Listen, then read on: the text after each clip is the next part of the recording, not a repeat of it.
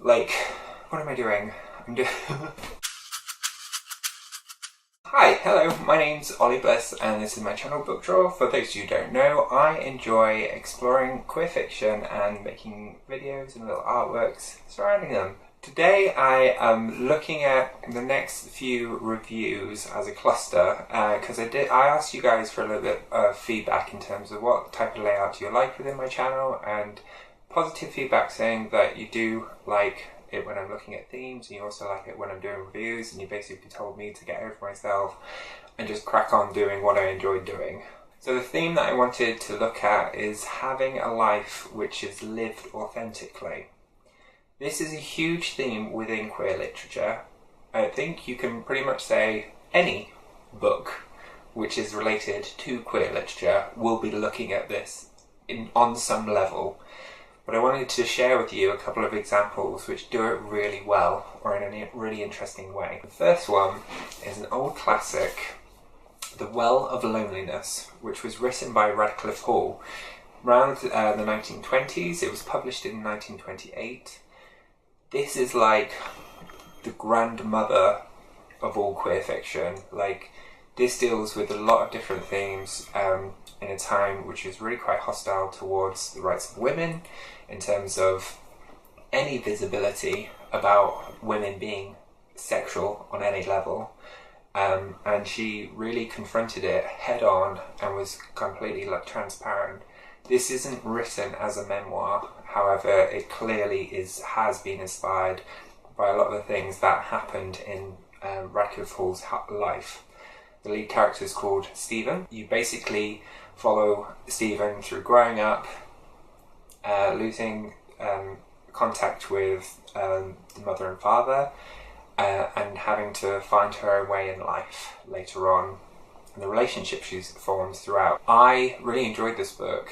It was a bit of a roller coaster ride, not in the sense of there was such highs and such lows, but in terms of my level of interest, where I was really gripped by it, and I was like totally on a level with it. I was following it. It was quite pacey, quite good, and then it just went, and it was just plodding along, and like someone needed to edit it. There were some sections of this book which really didn't progress fast enough for me. That being said, I think this is so epic because it was trying to pull everything in, every part of that experience. It actually challenges gender roles. It looks at gender dysmorphia before that language was really there.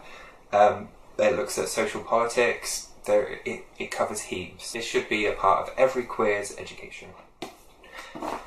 The next one is also something which should be a part of every queer education as well, and that's André The Counterfeiters. This is one of my top reads, one of my top all-time reads.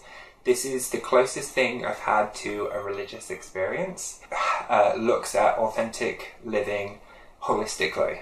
It looks at what is something which is a counterfeit and what is something that is true and has value and is real. The dynamics of the family and friends and peers are quite complex, and our show a diagram of how complex they are in terms of how they all interrelate with each other. This is really explicitly queer in quite a bold way, particularly of its time, but it has such beautiful narratives throughout. Because it's a French writer, I think, in terms of like that incredible use of language, it's very romanticized, and it's really like thickly layered on there in terms of you are swept away by feelings and emotions throughout this book. But at its core, it's really philosophical about looking about how we view the world, how we value what's in the world, what we take for granted and what we accept or what we push away. This book is like the closest thing that I can come across in terms of how a person should try and aim to live their life. How you should try and be true to both yourself and true to other people around you. This book just has a lot of really good ideas in it, without saying this is how you should try and live your life. The next one is If You Could Be Mine.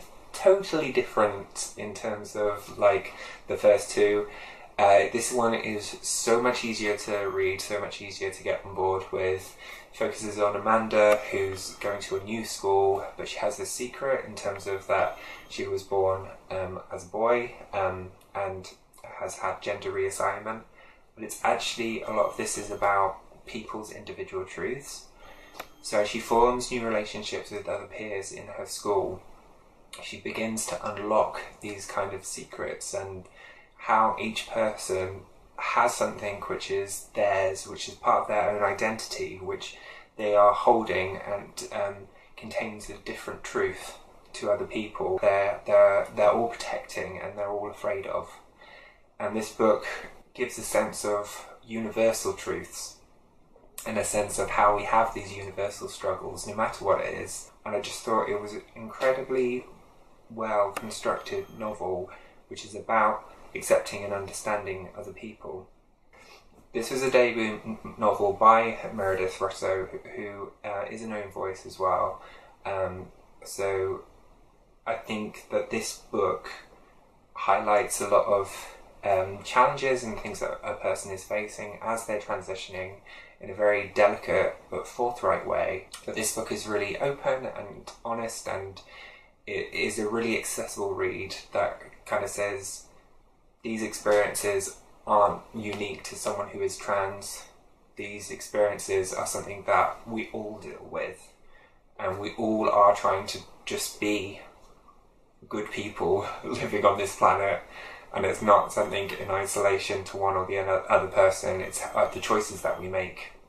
And I thought that was really cool within this book. Finally, the last one is The Tin Man, which I'm putting up here again because my sister has not given me back that book yet. But I wanted to include that one as well. It is looking at history, it's looking at value and the way in which we place value on people. I will be doing a full review on this one, so I don't want to go into too much detail. I did briefly talk about it in my wrap-up already. Those are the ones which I will be looking at over the course of the next few weeks. I just wanted to share with you why I've clustered them in this way. I'd be really interested to know if there are other books which you think look at living authentic lives in a different way or a deeper way than the ones which I've talked about, because I think there are tons of them out there, but I'd be really interested to know the ones which have affected you in a particular way. So if you've got those, please share them with me, because I would be fascinated to hear them. I'll catch you again soon. See you around. Okay, bye.